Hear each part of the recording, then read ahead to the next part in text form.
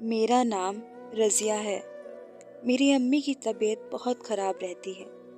अब्बू का काम भी नहीं चल रहा था। घर में पैसों की बहुत परेशानी थी। अम्मी की दवाई का खर्च भी बहुत मुश्किल से चलता था। एक दिन मैंने अब्बू से कहा, अब्बू, आपका भी कोई काम नहीं चल रहा है तो क्यों ना मैं नौकरी कर लूं।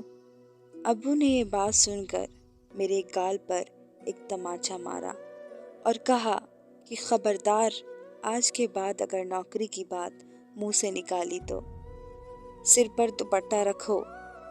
मैंने सिर पर दुपट्टा रख लिया तो मेरे अब्बू ने कहा, अब मेरी बच्ची कितनी प्यारी लग रही है। बेटी, तू दुनिया की नज़रों को नहीं जानती। दुनिया बहुत गंदी है। बाहर मैं रहता हूँ, मुझे पता है। मैं बहुत रोने लगी। मेरी अम्मी ने अब्बू को डांटा कि बेटी पर भला कोई हाथ उठाता है तो मेरे अब्बू कहते हैं कि रज़िया कितना कमा लेगी, क्या उसकी कमाई से घर का खर्च और तुम्हारी दवाई का खर्च चल सकता है। अम्मी ने अब्बू से पूछा कि ऐसी मुझे क्या बीमारी है जिसमें इतना खर्च हो रहा है, तो मेरे अब्बू ने अम्मी को रिपोर्ट दी और कहा कि तुम्हें कैंसर है। और मैं तुमसे एक बात कहना चाहता हूँ, क्यों ना हम अपनी रज़िया का निकाह कर दे। मुझे आमिर ने खुद अपने मुंह से कहा है। अम्मी ने पूछा, यह आमिर कौन है? तो अब्बू ने जवाब दिया कि अपने ज़ुबैर भाई का बेटा है और उसने ये भी कहा है अगर हम रज़िया का निकाह उससे कर देंगे तो वह तुम्हारे इलाज का सारा खर्च उठाएगा। तो अम्मी ने अब्बू से कहा कि लड़का कैसा है? तो अब्बू ने लड़के की बहुत तारीफ की, लड़का बहुत अच्छा है। तो अम्मी निकाह के लिए मान गई। मैं रोने लगी क्योंकि मैं अभी शादी नहीं करना चाहती थी। अब्बू ने मेरी शादी कर दी। शादी की रात मेरी सास ने मुझे समझाया कि अब यही तुम्हारी ज़िंदगी है, अब इस कमरे में अपने मर्द को खुश करते रहना। मैं चुप होकर उनकी बातें सुन रही थी।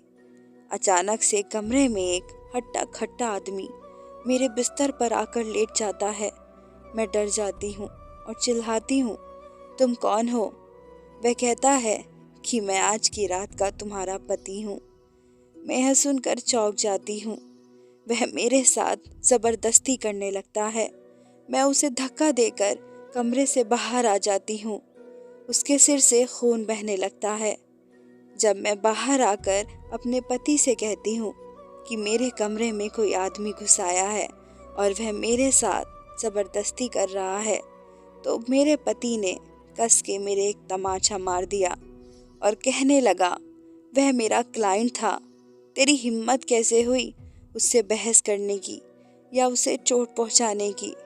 इतने में वह आदमी कमरे से निकलकर बाहर आया और कहने लगा कि मुझे मेरे पैसे वापस चाहिए और इस चोट का बदला तो मैं लेकर रहूँगा।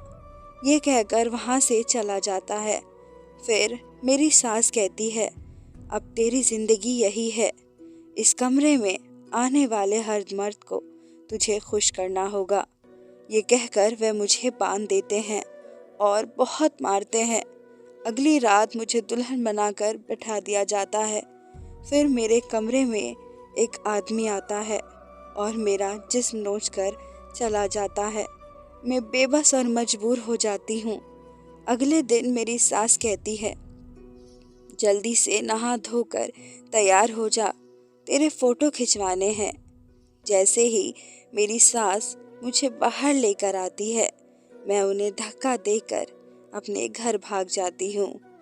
वहाँ देखती हूँ मेरा पति आमिर पहले से ही वहाँ बैठा हुआ था और अब्बू से शिकायत कर रहा था कि तुम्हारी बेटी भाग कर आ गई है। एक तो बात क्या सुना दी, ये तो घर ही छोड़कर भाग आई।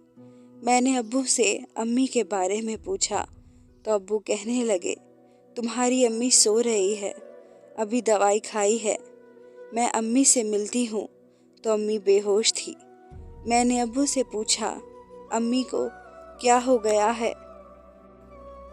अब्बू ने मुझे बताया कि बेटी, तेरी माँ को कैंसर है और तेरी अम्मी की बीमारी के इलाज का पूरा खर्च आमिर कर रहा है और तू ही इनसे लड़कर भाग आई। डॉक्टरों ने कहा है अगर तुम्हारी अम्मी का इलाज सही समय पर नहीं हुआ तो उनकी जान जा सकती है, और अगर आमिर हमें पैसे नहीं देगा तो हम तुम्हारी अम्मी का इलाज नहीं करा सकते। चलो माफ़ी मांगो आमिर से। मेरे पास आमिर से माफ़ी मांगने के सिवा और कोई रास्ता नहीं था। मैं आमिर से माफ़ी मांगती हूँ और आमिर मुझे वापस उसी दलदल में लेकर चला जाता है और फिर से दुल्हन का जोड़ा पहनाकर मुझे कमरे में भेज देता है। इस बार कमरे में वह आदमी आया था जो मेरी शादी की पहली रात था। उसने आमिर से पूछा कि कितने पैसे देने हैं। आमिर ने कहा कि जितने पहले दिए थे उतने ही दे दीजिए मनीष बाबू, आप तो मेरे पुराने क्लाइंट हैं। तो उसने कहा नहीं आमिर, मैं 20,000 दूंगा। पहले ये कली थी, अब तो ये पता नहीं कितनों के हाथों से मसला हुआ फूल है। और उसने 5,000 रुपये ऊपर से रख कर दिए और कहा आज इस कमरे से बहुत दर्द की आवाज़ आएगी, तुम्हें मुझे डिस्टर्ब नहीं करना है, पुराना हिसाब भी तो चुकाना है। वह आदमी मुझे जानवरों की तरह बांध देता है और मेरे जिस्म को ऐसे नोचता है जैसे कोई हैवान हो। मैं चिल्लाती रह जाती हूँ, पर वहाँ मेरी आवाज़ को सिर्फ दीवारें सुनती थी। एक दिन मेरा जन्मदिन था। बाहर 2 क्लाइंट बैठे हुए थे। मेरे पति आमिर ने कहा कि जाओ, ये तुम्हारा जन्मदिन का तोहफा है, इन दोनों को अच्छे से खुश करो। और ये कहकर मुझे एक कमरे में धक्का दे दिया और उन दोनों आदमियों को मेरे कमरे में छोड़ दिया। इतने में ही मेरी अम्मी का फ़ोन आ जाता है, जन्मदिन मुबारक हो बेटा, आमिर ने तुम्हें क्या दिया तोहफे में। मैंने अम्मी से कहा कि अम्मी 20,000 रुपये दिए हैं। अम्मी ने कहा कि तेरे पति का दिल तो बहुत बड़ा है, तू हमेशा ऐसे ही खुश रहे। कुछ वक्त ऐसे ही बीत जाता है। थोड़े वक्त बाद मुझे उल्टियाँ लगती हैं तो मैं अपना प्रेगनेंसी टेस्ट करती हूँ तो मुझे पता चलता है मैं माँ बनने वाली हूँ। जब मेरी सास को ये पता चला तो उसने मेरा बच्चा गिराने को कहा और कहा कि अगर तूने इस बच्चे को जन्म दिया तो तेरी कीमत घट जाएगी, यह बच्चा जल्द से जल्द गिरा दे। तो मैं कहने लगी नहीं माँ, ऐसा मत कीजिए। वो कहने लगी पता नहीं वैसे भी यह किसका बच्चा होगा। मैंने माँ से कहा माँ, ये बच्चा किसी का भी हो पर इसकी माँ तो मैं हूँ ना। आमिर और आमिर की माँ मुझे ज़बरदस्ती गोलियाँ खिला देते हैं और मेरा बच्चा गिरा देते हैं। यही सिलसिला चलता रहता है। मैं अपनी माँ की बीमारी की वजह से चुप रही और अपने आप को बेचती रही। इसी दौरान मैं एक बार फिर से प्रेग्नेंट हो गई। मैं फिर से अबॉर्शन कराने क्लिनिक गई तो वहाँ पर डॉक्टर ने कहा रज़िया, तुम अबॉर्शन क्यों करा रही हो? अगर तुम अपने बच्चे को गिराओगी तो तुम कभी माँ नहीं बन पाओगी। मैंने डॉक्टर से कहा कि माँ बनकर होगा भी क्या, हमारे इस धंधे में किसी माँ में इतना दम नहीं जो अपनी बच्ची को बेचने से बचा सके। उसी दौरान मैं क्लिनिक से जैसे ही बाहर निकली तो मैंने देखा मेरे अब्बू अम्मी को लेकर उस क्लिनिक में आ रहे हैं। मैं देखकर दंग रह गई और मैंने अम्मी को देखा, अम्मी प्रेग्नेंट थी। मेरे पैरों के नीचे से ज़मीन निकल गई। मैंने अम्मी से पूछा अम्मी, तुम्हें तो कैंसर था, तो फिर ये बच्चा कैसा? वह सब झूठ था। तो मेरे अब्बू ने मुझे धक्का देते हुए कहा हाँ, वह सब तुझे बेचने के लिए एक नाटक था। तेरा बाप तो मर गया था और तुझे हमें पालने को दे गया था, और अब मेरा जो बच्चा होने वाला था मुझे उसे भी पालना था, उसका खर्च उठाना था, और मैं नहीं चाहता था कि मेरे बच्चे पर कोई आँच आए, इसलिए मैंने तुझे बेच दिया। यह सुनकर मेरे कदमों तले ज़मीन निकल गई। यह मेरे साथ क्या किया? वह भी किसी दूसरे ने नहीं, मेरे माँ बाप ने। मैं वहाँ से सिर्फ इतना कह कर निकल गई कि अगर आपके बेटी हुई तो उसे मार देना अम्मी। और जब मैं चल रही थी, रास्ते में मैंने दीवार पर एक पोस्टर देखा जहाँ लिखा हुआ था यहाँ औरतों की मदद की जाती है।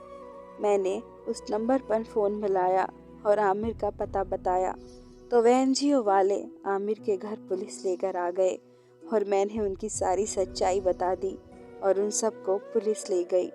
पर मेरी जिंदगी तो बर्बाद हो गई थी, और वह भी मेरे अपनों के हाथों। उम्मीद करती हूँ आप सबको मेरी ये कहानी पसंद आई होगी। अगर आप सबको मेरी ये कहानी पसंद आई है तो मेरे चैनल को सब्सक्राइब करें। धन्यवाद।